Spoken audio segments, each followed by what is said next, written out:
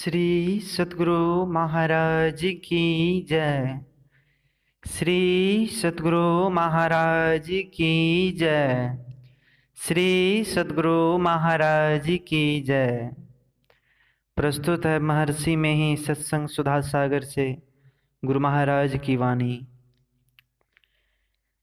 आज का विषय है योगी देवता के पद से भी आगे बढ़ जाते हैं।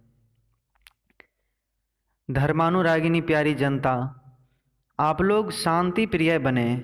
शांति कैसे हो यह इस सत्संग से जाने। सत्संग में भक्ति के बारे में कहा जाता है, ईश्वर स्वरूप का ठीक ठीक निर्णय बताया जाता है। आपके अपने अपने घरों में ईश्वर संबंधी कोई ना कोई शब्द बच्चों को रटाते हैं। यह बहुत अच्छी रिवाज है। ईश्वर को अनेक मानना गलती है। क्या ईश्वर अनेक हो सकते हैं? जो भक्त ईश्वर को अनेक मानते हैं वे कम जानते हैं। ईश्वर दो हो नहीं सकते, यह एकदम असंभव है। अनेक ईश्वर को मानने की सांप्रदायिक भावना आपस में झगड़े पैदा कर देती है। यथार्थ में ईश्वर एक हैं, नाम और रूप अनेक हैं। उपनिषद का यह ज्ञान बहुत उत्तम है। वायुर्यथैको भुवनं प्रविष्टो रूपं रूपं प्रतिरूपो बभूव एकस्तथा सर्वभूतान्तरात्मा रूपं रूपं प्रतिरूपो बहिश्च। कठोपनिषद अध्याय 2 वल्ली 2।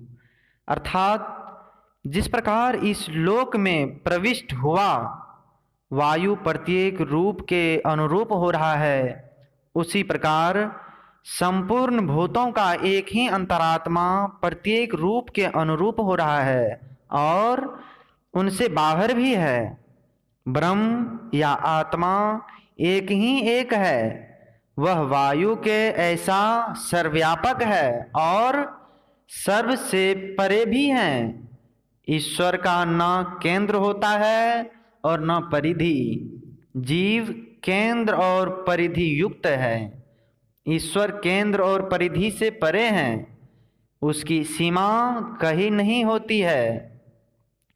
उसी एक को राम, शिव, विष्णु आदि कहते हैं। यह नाम रूप माया है। नाम रूप दुई इस उपाधि। गोस्वामी तुलसीदास जी। पशु योनि में जो मन रहता है वही मन मनुष्य योनि में भी रहता है। इसलिए पशु योनि का संस्कार मनुष्यों में पाया जाता है। जीवात्मा परमात्मा का अभिन्न अंश है। यह अंश आवरण के कारण से माना जाता है। कितना अंश आवरण के कारण कितना भी बड़ा रूप बना लो, वह रहेगा आकाश के अंदर ही। ईश्वर माया के रूप को भरकर उससे बाहर कितना है कोई नहीं कह सकता। ईश्वर इंद्रियों को व्यक्त नहीं परंतु आपको व्यक्त है। जो कोई योगी होता है वह देवता के पद से भी आगे बढ़ जाता है। जहाँ जाकर जानत तुम ही हो जाए होता है।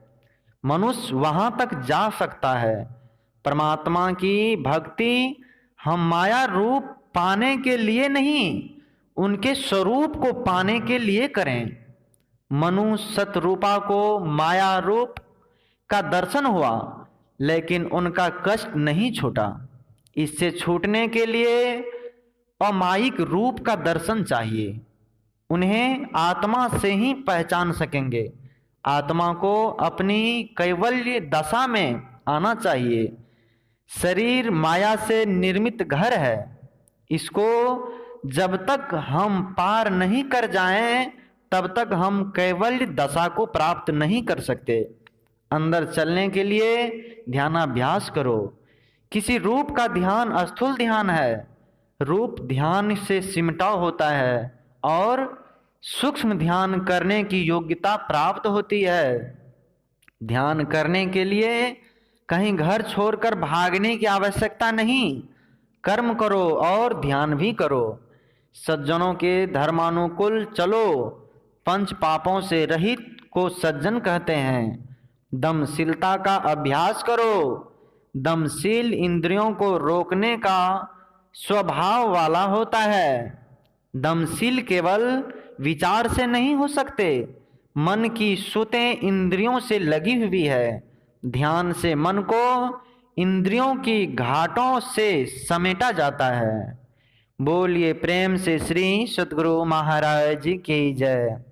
यह प्रवचन पुरैनिया जिलांतर्गत ग्राम रुपौली में दिनांक 26/12/1965 ईस्वी के अपराह्न कालीन सत्संग में हुआ था। श्री सद्गुरु महाराज की जय।